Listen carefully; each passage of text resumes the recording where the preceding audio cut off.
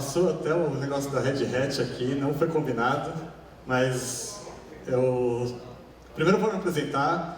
Eu sou coordenador do time de infraestrutura web da Sul América e também do time de monitoramento. Então, esses dois times são responsáveis por cuidar de toda a disponibilidade dos sistemas da Sul América. E eu vi o Red Hat aqui antes, a gente tem usado muito o OpenShift, eu vou vir falar como a gente tem usado o Dynatrace junto com o OpenShift. Mas antes eu vou falar um pouquinho só sobre a Sul América. Não está passando. Foi. Então, a Sul América é uma empresa que tem 120 anos, ela foi fundada em 1895, ela tem 7 milhões de clientes e atua no Brasil inteiro. Nosso principal mercado é o de saúde odontológico, responsável por 76% da receita, e no ano passado a gente teve um faturamento de 20 bilhões. Vou falar um pouquinho sobre saúde, que é o nosso principal mercado. A gente está com 2,2 milhões de clientes e 1,2 milhões de beneficiários de odonto. Achei curioso essa informação que eu peguei no relatório, no reporte que foi feito para os investidores, que só 21% tem os dois planos. Então tem um potencial de crescimento muito grande aqui de venda cruzada. Aqui também, do mesmo reporte que eu tirei as informações da Sul América, a gente já começa a falar um pouco de transformação digital. Então esse slide mostra o nosso aplicativo de saúde, o que a gente tem feito. A gente foi o primeiro no Brasil a usar Machine Learning dentro do aplicativo para pedido de reembolso. Mas eu coloquei esse slide aqui para mostrar como a Sul América tem vendido para os investidores da Sul América como a transformação digital é importante. Tem o link aqui embaixo de onde eu tirei a informação, e isso é de domínio público. E aqui também eu coloquei um outro print que eu tirei da página do YouTube da Sul América, com as últimas campanhas. E eu achei bem gozado que quase todas as telas têm um celular. Então o marketing também está voltado para a experiência digital. O único aqui que não tem um celular aparecendo fala sobre um aplicativo de seguro alto, e o outro é o amassadinho, que você tira uma foto com o celular e manda a informação da foto pelo aplicativo de auto. Então, essa foi uma introdução para dizer que o TI agora é importante. TI agora faz a apresentação em palcos em 360, que nem o YouTube, e a gente não é mais um centro de custo dentro das empresas. Quando eu comecei a trabalhar, a gente brincava que não, você tem que trabalhar numa empresa de TI, porque você vai entregar o produto final. Hoje em dia não tem mais isso, toda empresa é uma empresa de tecnologia. Mas como ser uma empresa de tecnologia de 120 anos? A Sul América começou com TI, eu acho que não há 120 anos atrás, mas tem um bom tempo. E começou com mainframe, os primeiros aplicações client-server. Aí teve era web, a gente foi fortemente para o WebSphere, mas precisou também de WebLogic para aplicações que são da Oracle. Temos .NET, aí começaram a gente sair das marcas grandes e montar servidores JBoss. Fomos para o SOA, alguma coisa que não deu muito certo lá, mas a gente entrou na era do SOA também, do SOA Suite. Agora, mais recentemente, tem uns 3 anos, na dockerização com o OpenShift, na nossa nuvem privada. E a gente atua em todas as nuvens que tem no mercado, praticamente. Tirando as chinesas e mais as maiores, Salesforce, AWS, o Google e Azure, e a gente tem aplicações rodando nelas. E aqui eu tenho muito mais tecnologias que isso dentro da Sul América. Eu listei as que a gente acabou utilizando mais durante o tempo, e agora eu marquei em negrito as que a gente continua usando. Ou seja, a gente cada vez evolui mais, cria coisas novas, mas a gente está preso no legado e é muito difícil sair dele. A gente ainda tem a aplicação client-server, está certo, claro, que diminuiu muito. A gente ainda tem mainframe, WebSphere é o nosso legado, a gente tem muita aplicação importante rodando nele.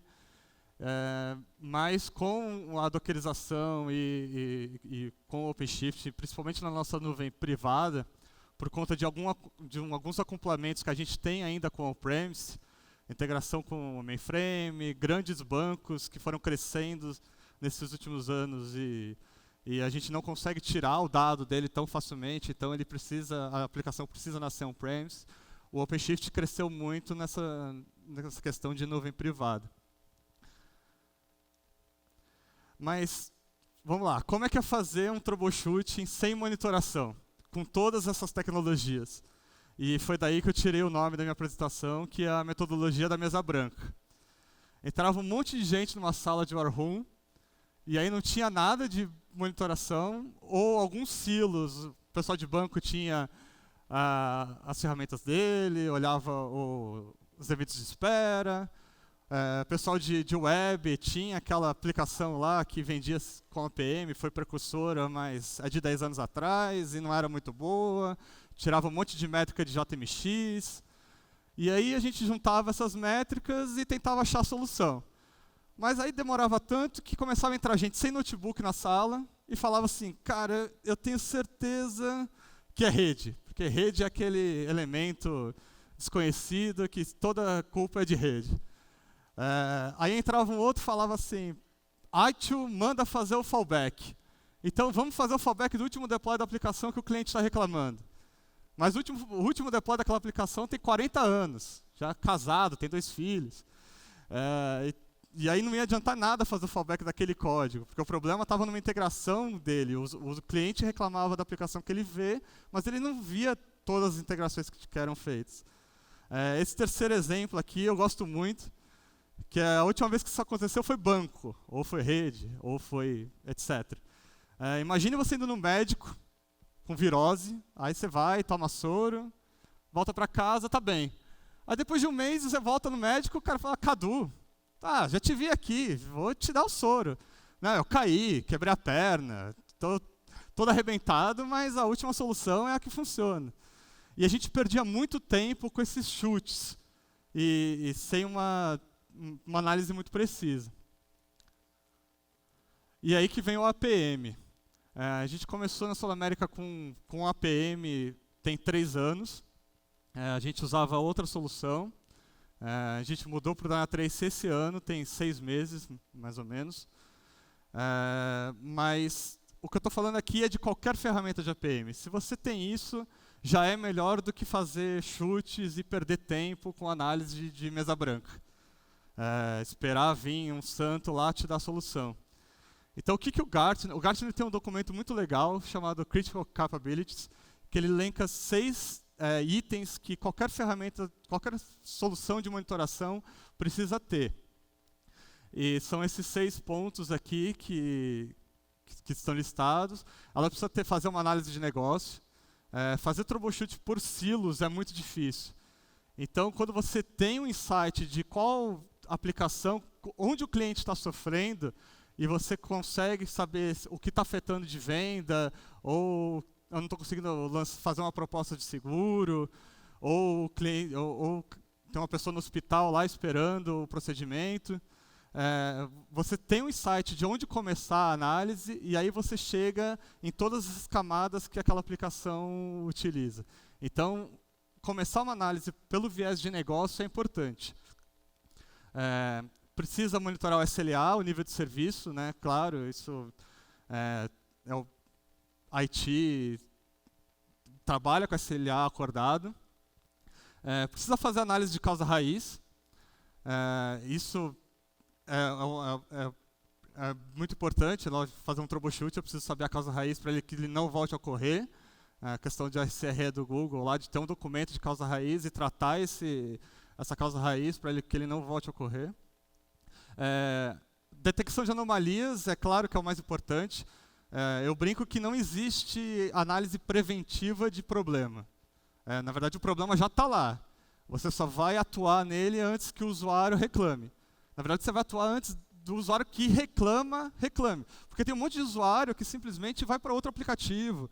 Ele não vai reclamar e ele vai só ignorar o erro e passar para frente. Eu não consegui fazer a proposta de auto com a Sul América, tenho 4 concorrentes aqui que eu já passei a proposta para o meu cliente, ele vai escolher um deles. Então, análise preventiva é muito difícil, é muito complicado fazer isso. Você vai achar o problema antes do cliente final achar. O profile distribuído, que é aquele mapa do inferno das integrações, troubleshoot de sistemas muito complexos sem o profile distribuído é praticamente impossível. E o debug do código, né? O debug do código de ferramentas boas de APM é muito diferente de fazer o debug na sua IDE. Com o bytecode instrumentation você tem o que aconteceu exatamente com o usuário, então você vai saber a query que ele executou, com os binds que ele executou, e às vezes você não consegue simular isso tão facilmente na sua IDE. Então, aí eu falei que a gente estava com outra solução de APM, e isso funcionou por muito tempo para a gente, antes de a gente entrar na dockerização tão forte. Por quê? Como é que era um deploy de um código até bem pouco tempo atrás? O desenvolvedor terminava o código, pedia para a gente, de web, fazer o deploy. A gente perguntava, essa aplicação já existe? Já tem o cluster criado? Aí, se ela já existia, a gente fazia o deploy do código e ele estava em produção. Já estava lá com Java Agent no cluster, já estava todo monitorado.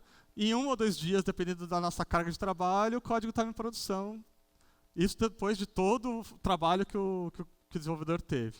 Agora, se fosse uma aplicação nova, a gente ia ter que entrar em contato com a equipe de infra, pedir uma máquina nova, máquina virtual, trabalhar com a equipe de SEO para instalar, equipe de rede para conseguir o IP, depois voltava para a gente instalava WebSphere, JBoss, o que quer que seja, fazia o deploy do código, e depois de uns 30 anos o desenvolvedor via o código em produção. Assim, não era tudo isso de tempo, mas demorava muito. Como é que é o deploy de código hoje nos dias atuais? O desenvolvedor termina o código, ele faz o commit no Bitbucket, no repositório, a gente usa o Bitbucket na Sul América. Os repositórios de código já startam a esteira de integração contínua, a gente usa o Jenkins lá. A esteira de integração contínua faz todo o processo de build, passa por Quality Gate, cria a imagem Docker, né? E aí já faz o deploy. Nesse caso aqui, em 3 minutos, aconteceu um deploy no OpenShift. O que a gente ganhou com o DevOps e a containerização de 3 anos para cá? A gente ganhou uma agilidade tremenda. Teve rápida adoção e crescimento. Então, a gente consegue hoje em dia fazer deploy até em horário comercial, se o negócio permite, assim, por conta de estratégias que o Kubernetes, o OpenShift ou qualquer Kubernetes provê, de rolling deploy, de Blue-Green ou Canary. Já é possível fazer um deploy em horário comercial, não precisa esperar uma DGMUD acontecer às 2 da manhã. Então, com isso, a gente começou a entregar muito rápido o MVP, e o Docker e o DevOps e toda essa agilidade tornou possível entregar microserviço. Imagine demorar 2 meses para criar uma estrutura só para um serviço pequenininho que faz o login. Assim, não seria possível entregar microserviço com o tempo de entrega de antes. Então, aqui a gente tem a quantidade de projetos criados no mês. Hoje, a gente está por volta de 100 projetos criados por mês, desde da implementação de containerização forte lá na Sul América. Bom, e aí, todo esse microserviços, já foi falado aqui em algumas outras apresentações, trazem desafios. Nosso parque, não de infraestrutura, porque agora a gente consegue colocar vários microserviços dentro de um mesmo servidor, na nuvem, mas cresceu muito a quantidade de integrações e serviços se comunicando. Então, assim, eu descobri recentemente que os worknodes do Kubernetes, no começo do projeto, eram chamados de minions. E até foi uma curiosidade minha, assim, eu achei curioso eles darem esse nome, porque a gente, lá na Sul América, a gente chama os pods que rodam nesses worknodes de gremlins. Os gremlins são muito bonitinhos, o Mogwai está aí pulando, mas vocês lembram do filme, quem assistiu, o que acontece quando caía água no Mogwai. O Mogwai começava a se reproduzir enlouquecidamente. E aí ele comia de madrugada, virava aquele peste lá e sem controle nenhum. Aqui tem alguns números de hoje, nosso ambiente monitorado pelo Dynatrace na Sul América. A gente está com 59 aplicações de experiência do usuário. Está certo que tem milhões de microserviços e pequenas aplicações dentro dessas aplicações. Quase 4.000 serviços e a gente já está com quase 4.400 containers rodando no nosso ambiente. Então, aí, a nossa ferramenta anterior, ela era muito boa, ela ajudou, toda aquela mesa branca ali já tinha acabado na Sul América, a gente já estava fazendo análises mais precisas. Mas nosso ambiente crescia demais. E aqui, eu vou mostrar um vídeo de como é o deploy do OneAgent num ambiente de Kubernetes.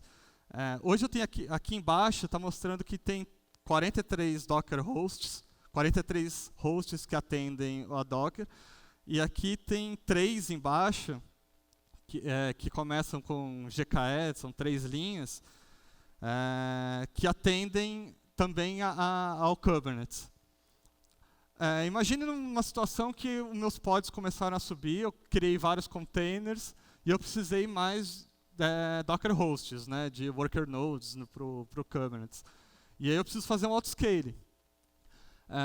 Na ferramenta anterior, você até conseguiria automatizar lá com CloudFormation, ou alterar um script de subida da máquina para já instalar o agente de infra. Mas você precisaria também alterar a JVM da máquina para subir o Java Agent, ou colocar lá no requirements de um Python para instalar também o agente, que era um agente diferente. Com o Dynatrace, com o operator do Kubernetes, ele fica na hora que cresceu a quantidade de worker nodes atendendo aquele cluster, e ele já instala o agente naqueles nodes que estão subindo. Então, todo container, todo pod que nascer nesses worker nodes, automaticamente são monitorados, independente da tecnologia que rode nele. Eu posso rodar um Docker de Java sem precisar alterar a subida da JVM. Eu posso alterar um node de Python sem alterar o código para colocar no requirements lá, um pré-requisito para instalar um agente, Node, Go. Todo Docker que nascer nesse worker node, o Dynatrace chama de Docker host, né, para deixar mais genérico, ele vai estar monitorado. Então aqui é um processo que ele já instalou na verdade ele já colocou um pod do Dynatrace naquele worknodes e está fazendo a instalação. Então, não sei se vai dar para ver aí no telão, mas se está red, todos estão red, 1/1, porque o Kubernetes ele verifica não só se o pod está no ar, mas se ele está funcionando, por causa dos probes dele. Então, todos estão instalados, e aí eu fiz uma pesquisa aqui procurando por... Tá vendo? Estava aparecendo aqui, procurando por GKE, antes apareciam 3 hosts que eram visíveis. E agora já tem mais um aparecendo. Aí eu voltei naquela visão lá, que é específica para Docker, olhando os últimos 30 minutos, e já estão com 46 Docker hosts, não mais 43. Ele fez tudo isso automaticamente. Aqui são alguns pontos de evolução, coisas que a gente está trabalhando. Eu tenho 30 segundos só, eu não vou conseguir falar de todos, mas a gente está trabalhando muito forte em auto-remediação, é o futuro. A gente ganhou muito de self-healing com o Docker, com o Kubernetes, para a questão de live probes, do readiness probes, do liveness, mas o legado a gente precisa evoluir na questão de auto-remediação. E algumas dicas aqui rapidinho, que alarmes são bem melhores que dashboards. Pode esquecer aqueles dashboards de JMX que vocês têm, não fica apegado a eles e recebam alarmes quando tiver uma detecção de anomalia. Valeu, obrigado, pessoal.